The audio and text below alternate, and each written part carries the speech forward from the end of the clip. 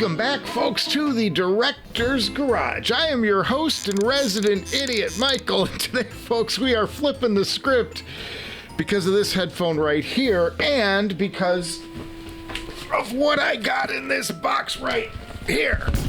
Because this is a box that I've been waiting for since the beginning of the year. You see, this is a purchase I made back when the Director's Garage had money. Now, not so much, but it's been a long time coming. Now, you remember how I was considering selling my Bakoon AMP-13R and picking up the HM-1 Well, this may scramble that entire conversation. Or not. I really don't know, but we're about to find out. So in case you haven't guessed by now, we're talking about an amplifier. Now the wait on this amp is really, really long. It's nearly a year. They only make 50 of these each year, and of those, only 25 make it to the US, and the rest go to Europe and Asia. Now, I did get to audition this thing at Can Jam SoCal, and it impressed me. How good is it really? Well, I don't really know. It was Can Jam. I only had my Caldera with me. It was a noisy room, so who the heck really knows? Now, this amp does come to us courtesy of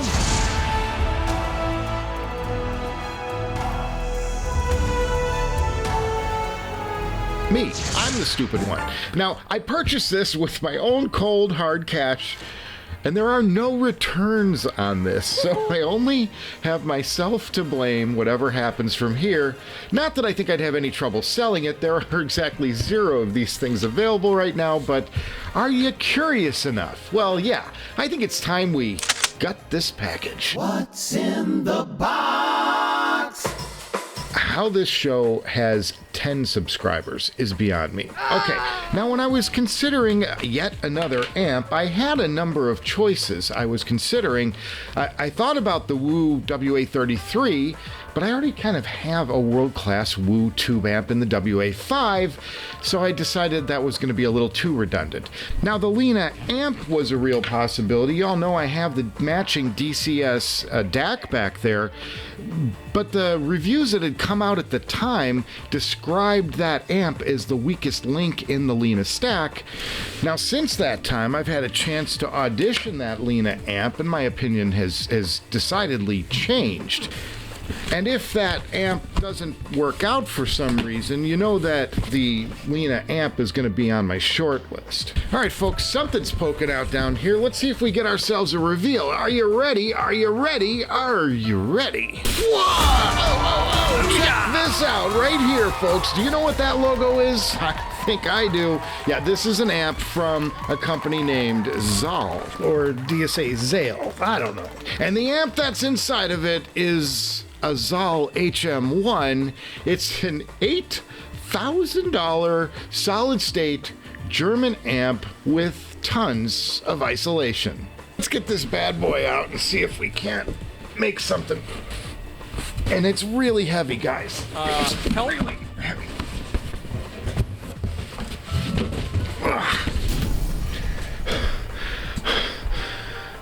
That was tough.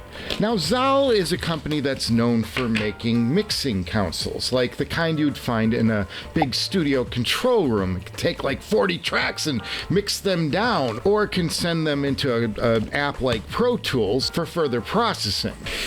And indeed, this amp right here has that mixing capability built into its DNA, but this amp does so much more. It's got features like crossfeed and some tone control, and you can compare 2 sources and match levels to evaluate your gear. Let's take a look inside right now.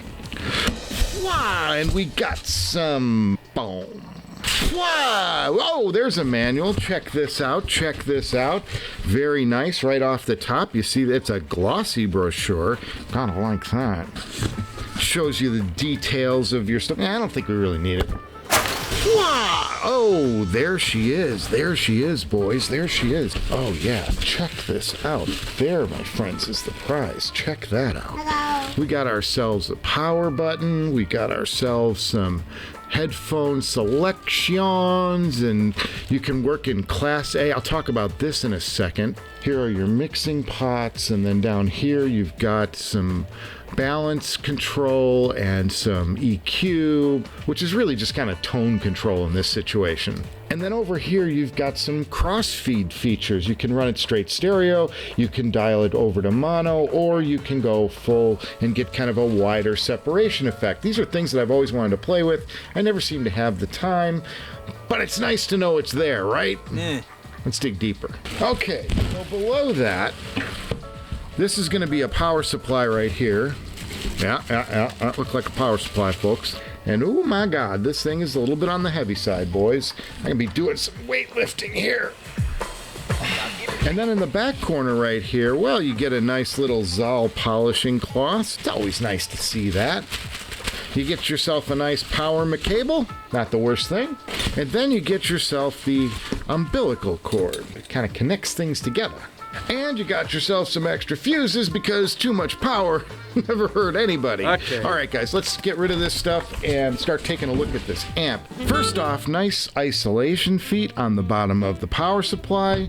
I'm assuming that this amp is going to be the same arrangement. Yep, they match. Very nice. And we're going to take a look at some inputs. You got yourself your input B, your input A. It takes balanced, unbalanced, line outs, and there's where you connect your power. It's got something called an option port. No idea what that does. And then a through line, which is unbalanced. Now on the front, you can see this is a balanced amp. So I'm going to be using 4 pins for the first time in a while because the Bakoon, all of the Bakoon and Enlium stuff is unbalanced. Now let's get back to this thing right here. So you can see this says Class A and Class A servo. So does that mean that it's a Class A, a Class AB? What's going on here? Well, here's the deal.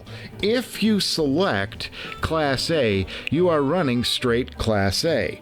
Using the servo option employs this negative feedback channel, which provides error correction, or you can just run straight out of the amp in the regular Class A mode. Both of these modes have advantages and disadvantages, which I'll try to talk about a little bit. I'm not an expert on this stuff, but I'll talk about it when we do the full review of this thing, because at $8 grand, you know we're doing a full review, folks.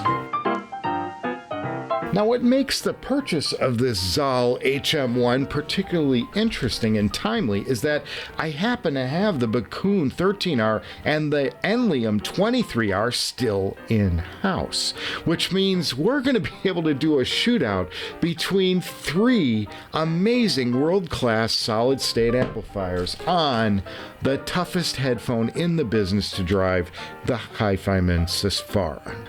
Okay, we are wired up, and I'm about to fire up this amp for the first time. And nothing. And it's not doing nothing. I wonder if there's a switch around back. Power switch on the back of the power supply, not the amp. All right, let's try this again. Oh, we got a light. We got a light, folks.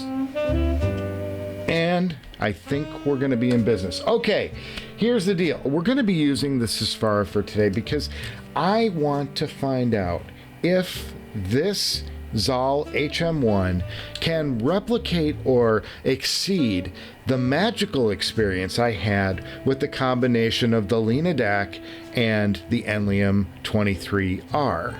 So yeah, I'm super excited to get into this, and I think it's time we head into a director's garage sound impression to see what the Zal HM1 has to offer. Sound impression. So I'm going to be starting this audition out with the track that most impressed me when I did the Enlium audition, and that is Hugh Masekela is the artist. We're going to be going to the album Hope, and the track we're going to be starting with is called Grazing in the Grass.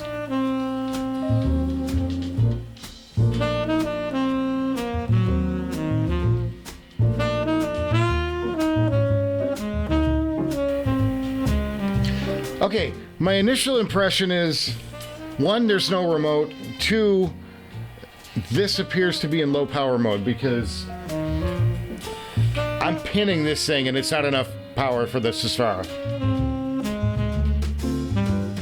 So we're gonna have to look at the manual. So I'm changing the line output on the DAC, which was running in 2-volt mode. I'm going to jump it up to 6-volt. Turn the power down significantly, and let's see what this does. So this is an experiment. We're in total uncharted waters here. Let's try the same track again. Oh, that's a lot more. Yeah. Yeah, 6 volts did the trick, folks. Yeah. I mean, I'm still fairly open on this. There's, you know.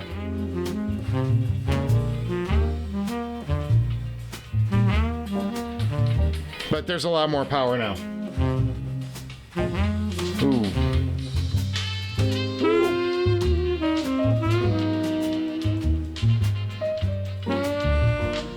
It's a big sound. This is another big sounding headphone amp.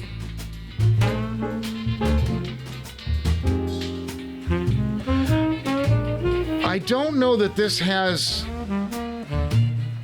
the power reserve of the Enlium, but I think this is a cleaner situation here. I think the stage sounds wider to me than the Enlium, and the imaging is more exacting, but I think the Enlium had more punch, had more dynamic punch. And on the Sesfara, that's something I really appreciated. But this is taking advantage of some of the Sesfara's other attributes, which is speed, detail, imaging.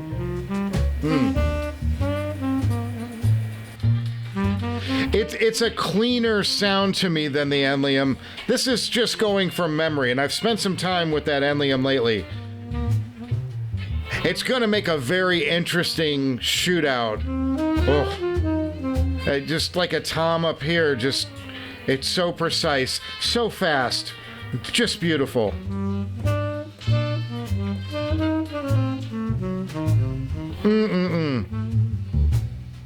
That's amazing stuff. That is amazing stuff. Oh, so gorgeous. Okay, let's go to something else. Okay, having a few network issues today, but so I think I'm going to go to some Grateful Dead like I did in the last video, and I'm going to go to Friend of the Devil, which I listened to the last time, too. Ooh, it's a little loud. Really loud. There's tremendous detail in this in this amp.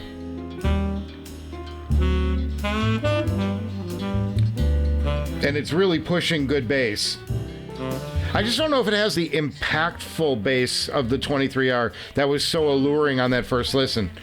This is really good though, and it's going deep. I'm feeling the sub activation.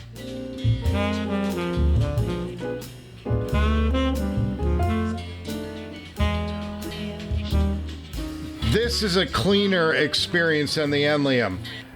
The question is it a better experience? And I don't know that I have that answer. Here's it's Sugar Magnolia.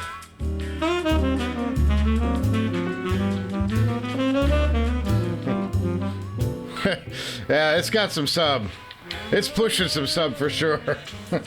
It cracks me up on this song. It's so deep. This thing is doing things spatially. I haven't even touched the crossfeed yet, and this thing is doing spatial things that are that's just amazing. All right, I'm gonna pause for a second. We'll turn this down a little bit because I'm finding out that like it's really sensitive to input level, and if I have a really hot recorded track, yeah, it's going to really show me that. If it's got something that's quieter, then yeah, I'm going to have to push it a little more. Then I think some of the other amps are a little more forgiving.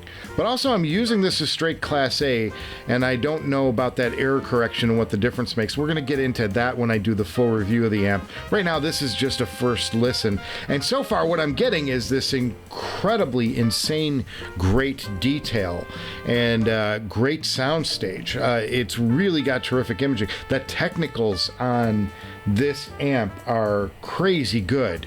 I just don't know that it has the impact of the Enlium.